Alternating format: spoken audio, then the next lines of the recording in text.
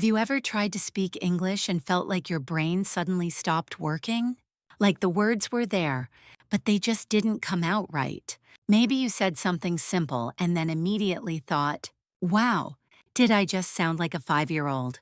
You're not alone. Many beginners feel this way, and here's the truth. It doesn't mean you're not smart. It just means your brain is learning a new skill. And like every new skill, it takes time. Welcome to English Podcast for Beginners. I'm so happy you're here. Today's episode will help you stop feeling stupid when speaking English. We're going to talk about why this happens, and I'll show you how to feel strong and proud every time you speak. I've worked with many beginners, and I've been there too. Learning a new language can feel scary, but trust me, there is hope and joy waiting for you. Let's begin with something important. Speaking English is not an IQ test. It's not a measure of your brain power. It's just a skill like riding a bike, cooking your first meal, or learning to swim. When you first try, you feel slow, maybe even clumsy. That's normal. Why does it feel so hard to speak? Even if you've studied for months or years, it's because your brain is doing 3 big jobs at the same time. Finding the words you want to say, putting them in the right order using grammar, making sure they sound okay when you say them. That's a lot for your brain. Think of it like this. Imagine driving a car while reading a map and talking to a friend at the same time. It's no wonder things feel confusing at first. Even science agrees. A language expert named Jean-Marc de Waal found that people who speak more than one language often feel less smart when using their second language. But that feeling isn't true, it's just your brain working hard behind the scenes. Here's a fun fact. I once tried to order food in French. I was in Paris, standing in a bakery, and I wanted to buy a croissant. But instead of asking Je voudrais un croissant, s'il vous plaît, I accidentally said, Je suis un croissant, which means I am a croissant. The woman behind the counter smiled, and I turned bright red. I wanted to run away. But guess what? I survived. I laughed, learned from it, and never forgot how to say it the right way. Feeling embarrassed doesn't mean you're doing badly. It means you're growing. It's the sound of progress. A student I worked with, her name was Maria, also felt this way. She was from Brazil and had studied English for 2 years. She could read and write very well. But when she spoke, she froze. One day, she had to answer the phone at work. She panicked, said hello, and the rest of the sentence just disappeared. She thought she had failed. But I asked her, Did you hang up? She said, No. Did you understand the caller? Yes. Did they understand you? Yes. Then I told her, You spoke English. You won. It wasn't perfect, but it worked. And that's the point. If people understand you, you're already successful. Your English doesn't have to be perfect to be powerful. Children don't speak perfectly either when they're learning, but they keep talking.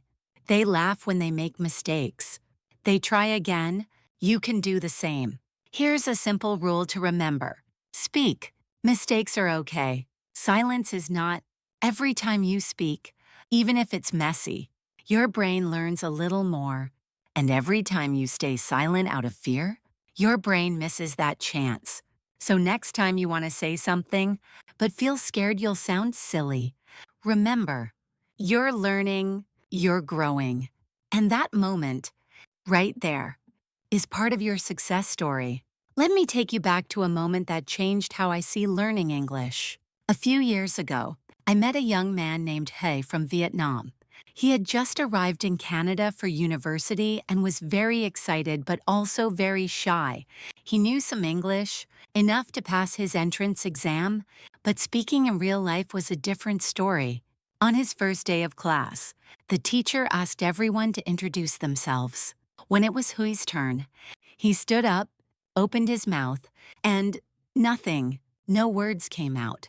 He looked around the room, panicked, then, in a quiet voice, he said, My name Hui. Vietnam. I like, music. His face turned red, and he sat down quickly. Later, He told me he felt like a child, like he had no brain, but what I saw was someone brave. He tried, he didn't quit. That is what learning looks like.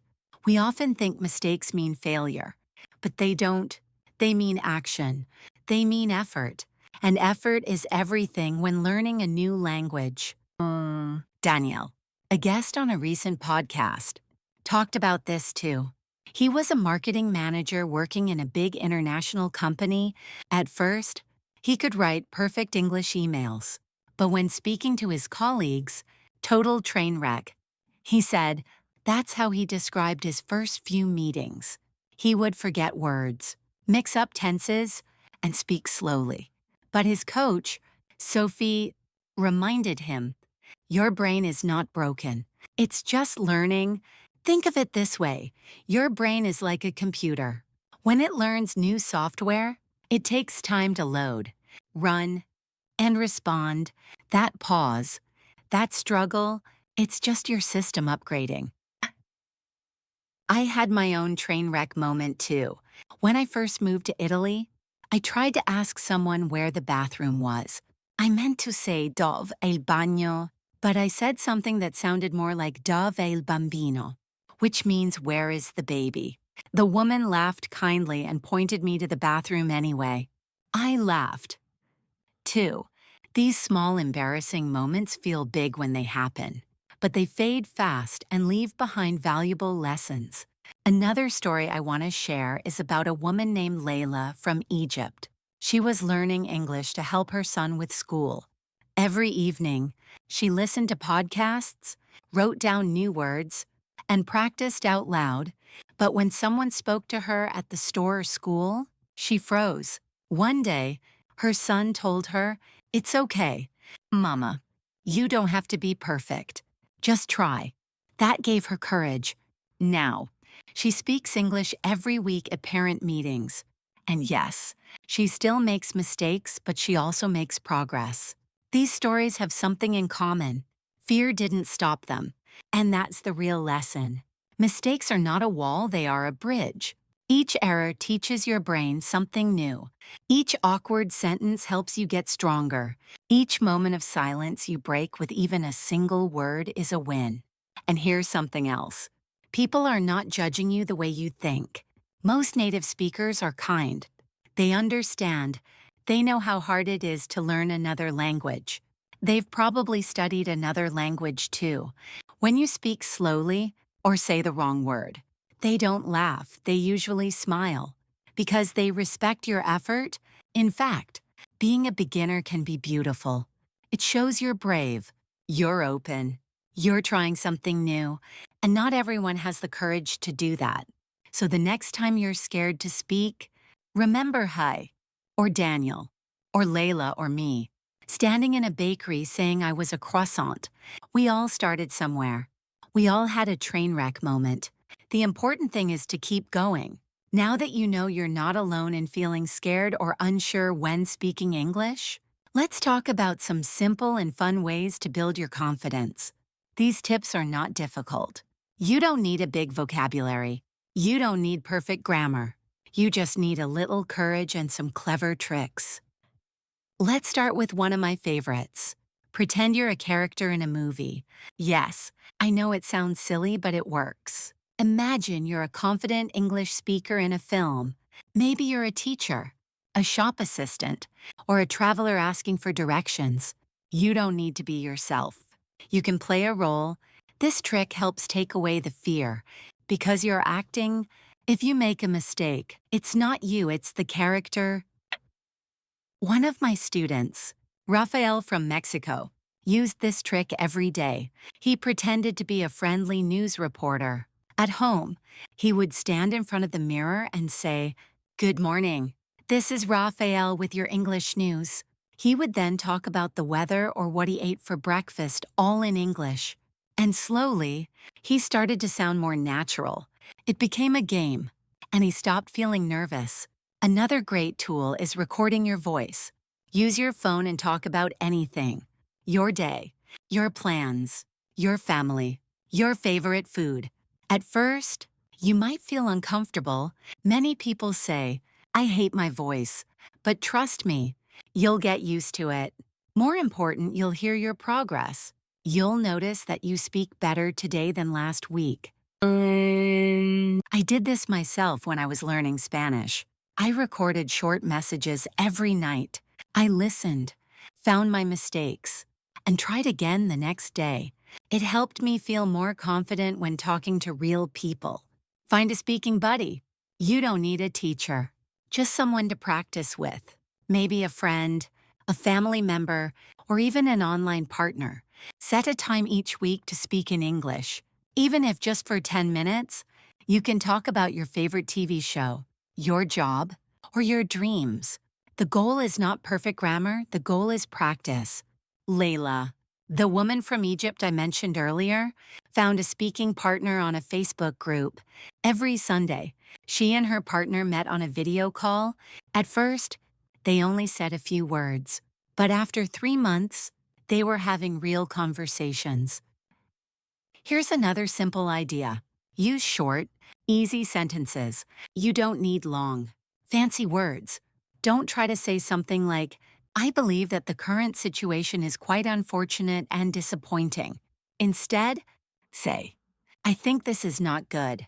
It's clear, it's correct, and it works. Let's try a little exercise. Say these simple sentences out loud. I like music. My job is fun. I eat rice every day. Today is sunny. I don't understand. Can you repeat? Easy, right? These are sentences you can use every day. And when you feel ready, you can add a little more. I like music because it helps me relax. My job is fun. I work with children. I don't understand. Can you repeat more slowly? One more powerful tip. Don't take corrections personally. When someone tells you, it's 8, not eated, they're helping you. It's not an attack. It's a free lesson. Take it, say thank you, and move on. I used to feel sad when someone corrected me in Italian. I thought, why can't I get this right? But now, I think, thank you, I just learned something new. That little change in thinking makes a big difference. And always remember, fake it till you make it. Even if you don't feel confident, act like you are. Stand tall. Smile. Speak. Your brain will start to believe it. And soon, that feeling becomes real. These tips are simple, but powerful. They don't require money. They just need your time, effort, and a bit of bravery. Start today. Try one of them now. As you continue learning English, remember that the path is not straight. It goes up, down, around, and sometimes backward. But every step you take brings you closer to your goal. And the most important step, keep speaking, even if it's not perfect. Let me tell you about a special student of mine. Her name is Amina. She moved to the UK from Morocco and wanted to study nursing. Her reading and writing were good, but her speaking was slow. She told me, I feel stupid when I talk. My classmates speak so fast. I asked her, do they understand you? She said yes. Do you understand them? Again, yes. Then you are doing fine. Still, she wanted to improve, so we worked on short, clear sentences. Instead of saying, I was wondering if you could possibly tell me where the room for injections is, she said, where is the injection room? Please. Simple. Direct. Correct. She used fewer words, but her meaning was strong. This is one of the biggest lessons for beginner speakers. Simple is smart. Don't wait to know everything before you speak. Start small and grow. A baby doesn't wait until they know one words before they talk. They just start. You can do the same. Now let's review some of the key ideas we've talked about in this podcast. Feeling stupid is normal, not real. Your brain is learning, not failing. Everyone feels slow at the start. Even people who now speak 3 or 4 languages once felt just like you do now. Mistakes are part of the process. Think of each mistake as a teacher. The more you try, the faster you learn. Staying silent is the only real mistake. Use simple tools to practice. Pretend you are someone confident. Record your voice and listen. Speak with a friend or a language buddy.